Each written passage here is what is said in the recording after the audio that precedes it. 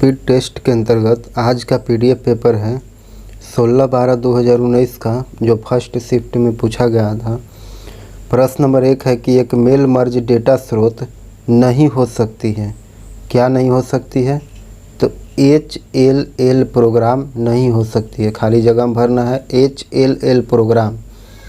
प्रश्न नंबर 2 है, अगला प्रश्न कि जब हम माइक्रोसॉफ्ट वर्ड में कीबोर्ड शॉर्टकट Ctrl+Delete दबाते हैं तो वर्तमान कर्सर स्थिति से खाली जगह को मिटाया जाता है। तो शब्द के दाएं भाग से मिटाया जाता है, तो इसके खाली जगह में भराएगा शब्द के दाएं भाग से मिटाया जाता है।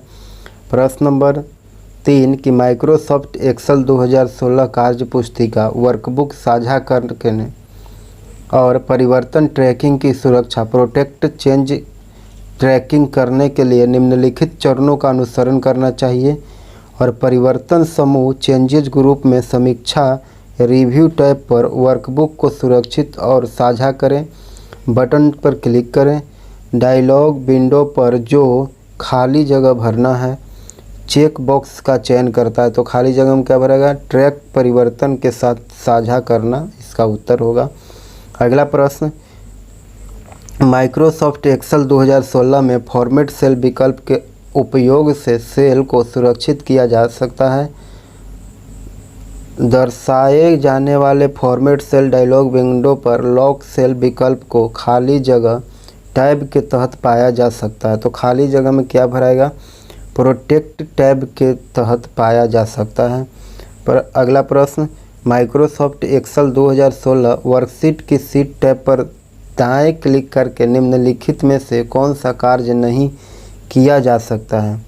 तो वर्कशीट को घुमाना ये कार्य नहीं किया जा सकता है। अगला प्रश्न कि माइक्रोसॉफ्ट ऑफिस 2007 से खाली जगह ने स्वरूप फॉर्मेटिंग टूलबार को प्रतिस्थापित कर दिया, तो इसका उत्तर होगा खाली जगह में क्या भराएगा? रिबन ने स्वरूपन टूलबार को प्रतिस्थापित कर दिया गया था। अगला प्रश्न है कि IPv4 पते की पहचान करें जो मान्य नहीं है, तो इसका उत्तर हो जाएगा 123.155.155.256 ये मान्य नहीं है। अगला प्रश्न कि जब आप माइक्रोसॉफ्ट एक्सेल 2016 फाइल को सुरक्षित करते हैं तो आप यह सुनिश्चित नहीं कर सकते हैं कि खाली जगह की कार्य पुस्तिका वर्कशीट हटाई नहीं जाएगी। इसका उत्तर होगा 3। प्रश्न नंबर 4 है कि इंटरनेट सेवा प्रदाता को खाली जगह के रूप में भी जाना जाता है, तो ISP के रूप में जाना जाता है। प्रश्न नंबर 10 है कि जब आप फाइल मेनू से डॉक्यूमेंट प्रोटेक्ट का चयन करते हैं तो निम्नलिखित में से कौन सा विकल्प माइक्रोसॉफ्ट वर्ड 2016 में उपलब्ध नहीं होता? तो इसका उत्तर हो जाएगा हटाना प्रतिबंधित करें। इसका उत्तर 2 होगा। अगला प्रश्न कि निम्नलिखित में से कौन सा keyboard shortcut mail merge data स्रोत को संपादित करने के लिए उपयोगी होगा? तो इसका उत्तर हो जाएगा ALT+Shift+E Alt+Shift+E। अगला प्रश्न है कि एक पूर्ण योजक यानी एडर को खाली जगह का उपयोग करके लागू किया जा सकता है, तो इसका उत्तर क्या होगा? खाली जगह में क्या भराएगा? तो 2 अर्ध योजक और एक OR गेट का उपयोग करके लागू किया जा सकता है। अगला प्रश्न है कि आपने माइक्रोसॉफ्ट एक्सेल 2016 में एक कॉलम चुना है, अब आप चयनित कॉलम को छिपाने के लिए क्या करते हैं?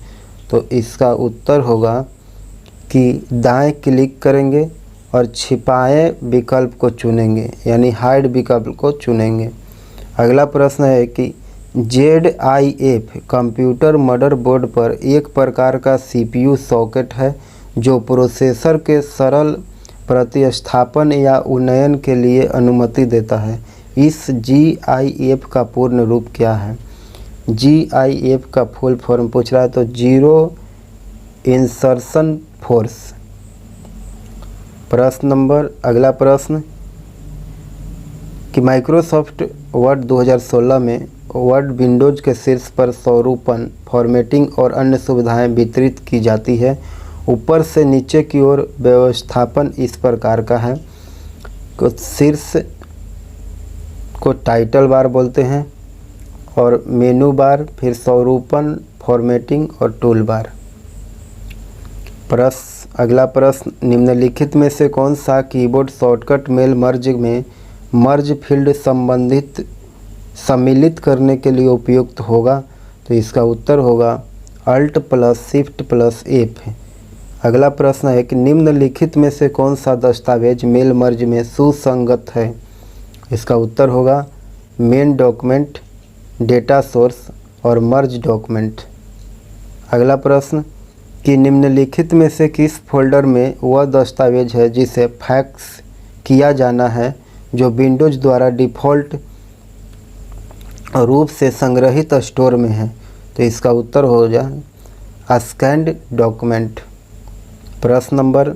अगला प्रश्न कि in Microsoft Excel 2016 a cell containing a number 103/220 is described as a fraction and type as the 10th 3/10 under the format cell option what is will be the display value in the cell? तो इसका value कितना होगा? तो इसका value हो जाएगा 5/10 दिया गया। इसका उत्तर है 3/5/10। अगला प्रश्न है कि आप निम्नलिखित में से किस कीबोर्ड शॉर्टकट का उपयोग माइक्रोसॉफ्ट वर्ड फाइल का संपूर्ण सामग्री का चयन करने के लिए करेंगे? तो इसका उत्तर हो जाएगा Ctrl+A।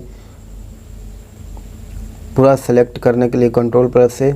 Microsoft Excel. अगला प्रश्न, माइक्रोसॉफ्ट एक्सेल फंक्शन के विभिन्न भागों में वर्गीकृत किया जा सकता है, हालांकि वे कुछ मानक डेटा प्रकारों को तर्क के रूप में दर्शाते हैं। निम्नलिखित में से कौन सा मान्य तर्क आर्ग्यूमेंट डेटा प्रकार नहीं है? तो इसका उत्तर हो जाएगा बिट फील्ड जो है आर्गूमेंट डेटा प्रकार नहीं है। पर अगला प्रश्न है कि एक सीरियल प्रिंटर के लिए एक समय पर कितने बिट ट्रांसफ़र किए जाते हैं? इसका उत्तर हो जाएगा 1 बिट। अगला प्रश्न कि सामान्य निम्नलिखित में से किसका उपयोग डायनेमिक वेबसाइट बनाने के लिए नहीं किया जाता है? तो HTML को डायनेमिक वेबसाइट बनाने के लिए उपयोग नहीं किया जाता है। अगला प्रश्न है कि माइक्रोसॉफ्ट एक्सेल 2016 में वर्कशीट के अंदर एक सेल में 1 2 3 4 5 6 7 समाविष्ट है, और इस सेल का चयन करते हुए आप होम टैब के अंतर्गत नंबर ग्रुप में जाते हैं और श्रेणी सूची में आप नंबर चुनें और 1000 सेपरेट का उपयोग करें। चेक बॉक्स चुनें। इन चरणों को करने के परिणामस्वरूप से निम्न में से कौन सा विकल्प प्रदर्शित होगा? तो इसका उत्तर हो जाएगा 1 2 3 4 5 6 7 2 0। अगला प्रश्न कि माइक्रोसॉफ्ट वर्ड 2016 में वर्तनी और व्याकरण विकल्प का चयन करके समीक्षा टैब के खाली जगह समूह में जांच सकते हैं। तो क्या होगा इसका उत्तर? प्रूफिंग समूह से जांच सकते हैं। अगला प्रश्न है कि यदि आप माइक्रोसॉफ्ट एक्सेल 2016 में सीट टैब पर डबल क्लिक करते हैं तो खाली जगह में सक्षम होंगे। खाली जगह में क्या भराएगा? तो वर्कशीट का नाम बदलने में सक्षम होंगे। अगला प्रश्न है कि माइक्रोसॉफ्ट वर्ड दस्तावेज में किसी शब्द पर 2 बार लगातार किए गए क्लिक एक खाली जगह का चयन करते हैं। तो खाली जगह में क्या होगा? तो शब्द का चयन करते हैं। अगला प्रश्न है कि बाइनरी नंबर 101010010100101 के अष्टक के बराबर की संख्या ज्ञात कीजिए। तो इसका उत्तर हो जाएगा 25125। अगला प्रश्न है कि विंडोज XP की डिस्क क्लीन अप सर्विस में जाने के लिए आप निम्नलिखित में से किस चरण का उपयोग करेंगे? तो सबसे पहले कंट्रोल पैनल में जाएंगे, उसके बाद सिस्टम एंड सिक्योरिटी में जाएंगे और फिर उसके बाद एडमिनिस्ट्रेटिव टूल्स में जाएंगे। तो इसका उत्तर हो जाएगा A। अगला प्रश्न है कि माइक्रोसॉफ्ट एक्सेल 2016 में किसी को होम टैब के तहत सेल समूह के भीतर फॉर्मेट बटन मिलेगा और इस बटन को दबाने पर निम्नलिखित में से कौन सा विकल्प उपलब्ध नहीं है? तो इसका उत्तर हो जाएगा 2 कंडीशनल फॉर्मेटिंग जो है यह विकल्प नहीं है। अगला प्रश्न है कि निम्नलिखित चरणों का पालन करके माइक्रोसॉफ्ट वर्ड में चलायमान यानी मूविंग टेक्स्ट सरलता से पूरा किया जा सकता है। तो पहला है कि चलायमान टेक्स्ट का चयन करें और दूसरा है कि कीबोर्ड शॉर्टकट खाली जगह दबाकर टेक्स्ट को काटें खाली जगह को भरना है, पहला खाली जगह, और अपने कर्सर को इच्छित अपने कर्सर को इच्छित स्थान पर ले जाएं। और चौथा, काटे गए टेक्स्ट को चिपकाने के लिए कीबोर्ड का शॉर्टकट खाली जगह दबाएं। 2 गो खाली जगह भरना है, तो पहला खाली जगह में होगा Ctrl+X दबा करके टेक्स्ट को काट लें, और दूसरा खाली जगह में Ctrl+V दबा करके उसको पेस्ट कर दें। तो ऑप्शन 2 हो जाएगा Ctrl+X और Ctrl+V। अगला प्रश्न है कि एक माइक्रोसॉफ्ट एक्सेल सेल जिसमें मान ABC चयनित है। अब यदि आप इन मान का उपयोग करके एक समान पाई चार्ट सम्मिलित करते हैं तो निम्नलिखित में से कौन सा चार्ट प्रदर्शित किया जाएगा? तो इसका उत्तर हो जाएगा तीसरा, एक पाई चार्ट केवल टेक्स्ट इनपुट के साथ तैयार नहीं किया जा सकता है। अगला प्रश्न, निम्नलिखित MS एक्सेल डेटा पर विचार करें। दिया हुआ है सेल में ABC आइटम में और क्वालिटी, पहला आइटम्स क्वालिटी में B जो है 2 क्वालिटी है, C जो है 3 क्वालिटी है और B जो है 2 क्वालिटी है, ये जो है 1 क्वालिटी है। तो सूत्र फार्मूला एवरेज A2 A5 और C2 B2 और B5 यील्ड कहाँ होगा इसका उत्तर? तो इसका ऑप्शन 1 हो जाएगा, 2 उत्तर होगा इसका प्रश्न। अगला प्रश्न है कि माइक्रोसॉफ्ट पावर पॉइंट में वर्तमान स्लाइड से स्लाइड्स को शुरू करने के लिए आप निम्नलिखित में से कौन सा कीबोर्ड को शॉर्टकट दबाएंगे?